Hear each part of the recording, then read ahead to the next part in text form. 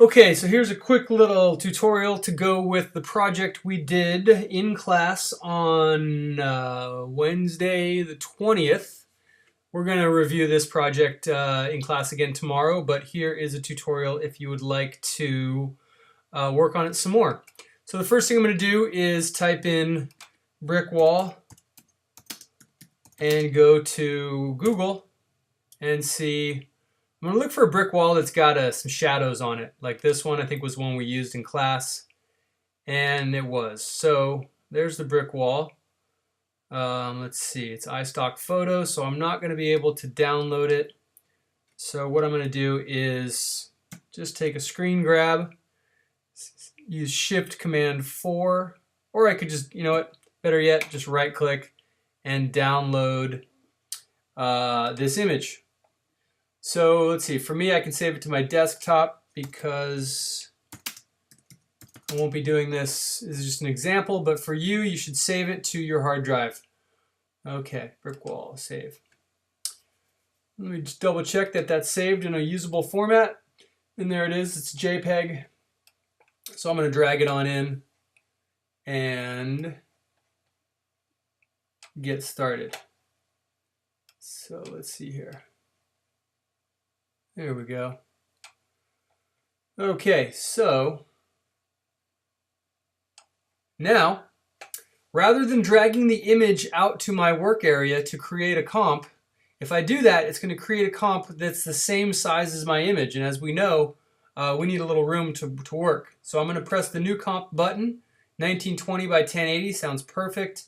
23.967 frame rate is fine. So I'll click OK.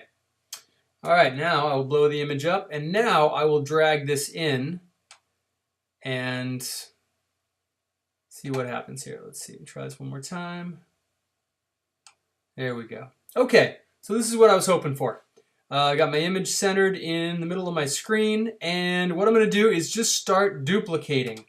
I'm going to hit Command, I'm going to select the clip, hit Command D to duplicate, and then I am going to select the top image and just use the Shift and the arrows to slide it over. Now you have to make sure your selection tool is selected for this to work. If you use a different, if you're on your text tool or any of these tools, this technique won't work. So make sure hit the V key to enable your selection tool, and then you can just slide them over. And I really just want to do one, and then I'll duplicate that one.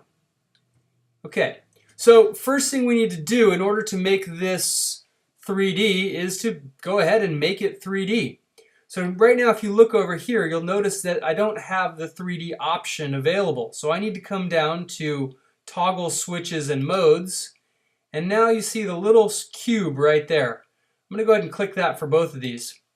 And that's essentially going to make these 3D objects. Now the difference between a 3D object and a non-3D object is that you have more options when it comes to rotating or moving that object in Z space as well as X and Y space.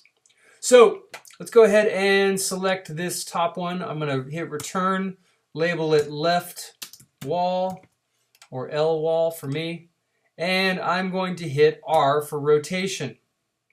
Now to be quite honest, I almost never know exactly which one of these to jump to. I think it's Y rotation. There we go.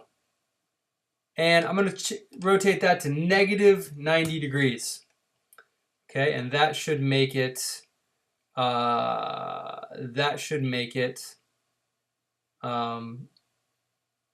basically do what I want it to do, which in this case is become a sidewall. Okay, now rather than doing that again, and one thing you'll probably notice, let's take a second and just look at the different camera views. Right now, by default, we're on the active camera view.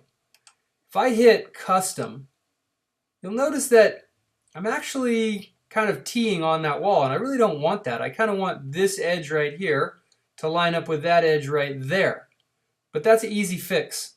I'm going to go back to active camera, and I'm just going to click on this to select it.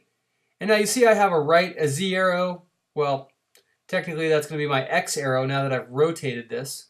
but this X arrow right here, if I click on that, it's a red circle. It's basically an arrow that's pointing at you. If I click on that and pull it towards me, then I should be able to move this forward in Z space, and now I don't have that T going on. I can go back to active camera and take another look. Oh, looks like I pulled it out a little too far. So I'm just going to go ahead and slide it back in there. So this is kind of representative of working with layers in 3D. You almost always have to look at them from a couple different perspectives.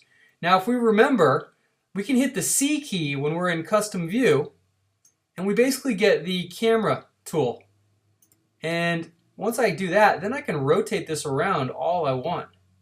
So even though I haven't added a camera yet, I can access the camera tool by hitting the C key.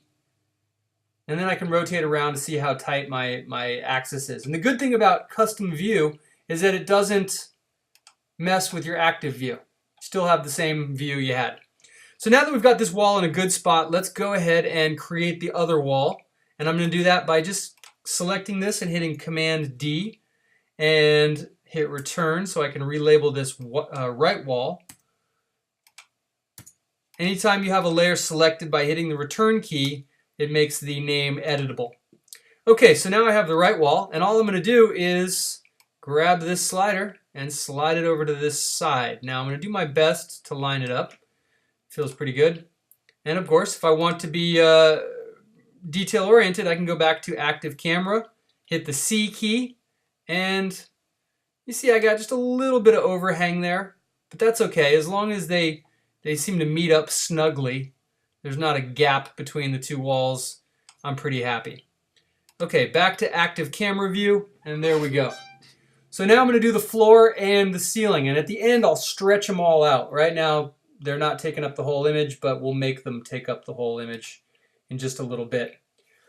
Okay, so next step is to duplicate the back wall, because I'm going to flap this one downwards. I'm going to hit Command D, and I am going to select the one that's selected and hit the return key and call it floor.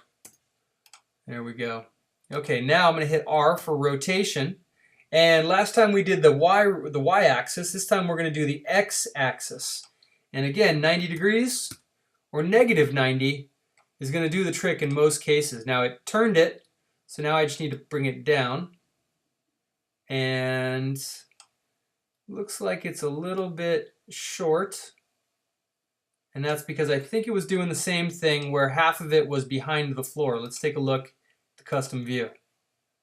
And hit the C key and pivot around. You can see the floor is kind of pushed back behind the wall. I can fix that right now if I want to, just by hitting the V key, selecting the floor, and sliding that all the way up. So we'll go back to active camera. And now it's starting to look pretty good. I'm going to go ahead and push this up just a little bit. And we'll probably need to stretch it out just a touch. Looks like it's not quite sitting perfect. Okay. But that's pretty good. Okay, and since I have the floor done, then I know I can pretty much just duplicate that and call it the roof or the ceiling. So I'll do that, slide it up, and there we have our ceiling. So now the next question is, well, how do I make it expand out all the way and fill the screen? The answer is just select the layer, click on one of these little blue pieces right here, and drag it out. And I can do the same thing with the right wall. Again, notice there's that arrow right over it. I have to try to avoid that. And also notice it's kind of stretching in both directions. So if I wanted to, I could make sure that it still ends up against the wall. And that way I'm stretching it a little bit less, which is always a good thing. Stretching pixels in general is not a great idea. And there we go. So all I'm doing is I'm actually shortening the wall a little bit and just sliding it forward, because if we look again at the custom view, you'll see that we were kind of behind the wall, which nothing really matters behind the wall. So Just use the arrows and slid them forward. We'll do the same thing with the floor. And let's see, I want to grab that little blue slider, not the arrow. And again, notice it's sliding both ways, so I can actually move the whole floor forwards. The less I have to stretch it, the better off in the long run. And there we go. Now let's do the roof. And again, I'm going to stretch it about half the way, and then I'm going to use this green arrow to slide it forward, because as we know, it's stretching both forwards and backwards. And there we go. Now we have more or less the same thing we created on Wednesday, and we'll go over this a little more. You'll notice that my pieces aren't quite centered because this wall, this one goes right up to the corner, whereas this one kind of cuts off a little bit, so I'm shifted a little bit to the right. But more or less, that's pretty much what we were going for.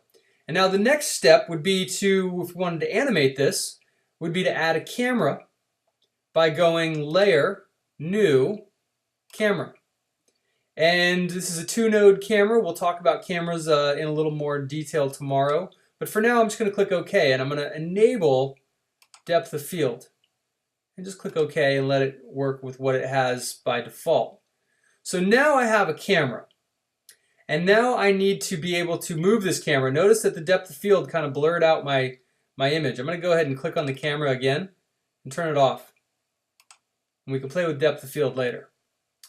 But for now, I'm going to show you that if I go up here to the camera tool, or if I hit the C key, turns my mouse into the camera tool. And the camera tool actually has 4 different settings. Okay? There's this one, which will allow me, you know, when I click, you see that I now can rotate, which is kind of cool if you want to try to start kind of at the bottom and sort of work your way up as you're going up, or start at the top, or start on a side wall. And then you notice if I hit C and then I hit it again, then I get my side to side tool that just moves the camera side to side. So it's basically tracking side to side. Hit Command Z. And then if I hit it one more time, you'll see there's a circle with 2 arrows. That's the front and back dolly tool. So I can dolly forwards or backwards by clicking and moving my mouse, in this case up and down. And that is pretty cool because that moves you in Z space. And if we really wanted to, we could, you know, we could crank it way back, go in, grab these walls, keep stretching them, hit the V key, and we could create this as deep as we wanted to. Now again, stretching a 600 pixel image to be 3000 pixels wide is not generally going to give you the best results. But depending on how long you're going to see it or how much blur you're going to use, it might not matter. Just something to be aware of. All right, so there we go.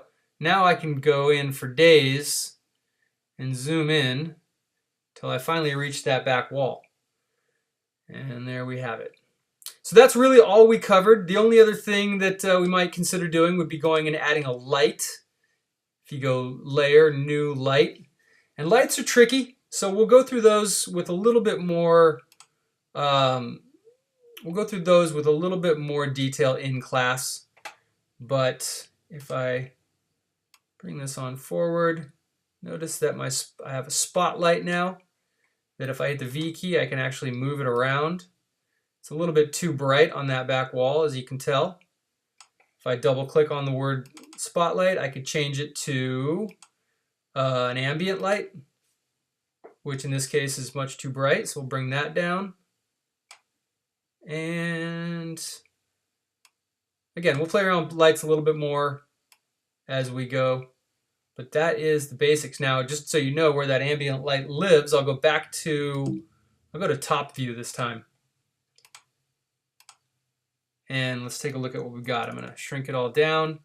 So our camera is right there. Our light appears to be that dot right there. Okay, so with that, we'll continue with this in class tomorrow. So, thanks for watching.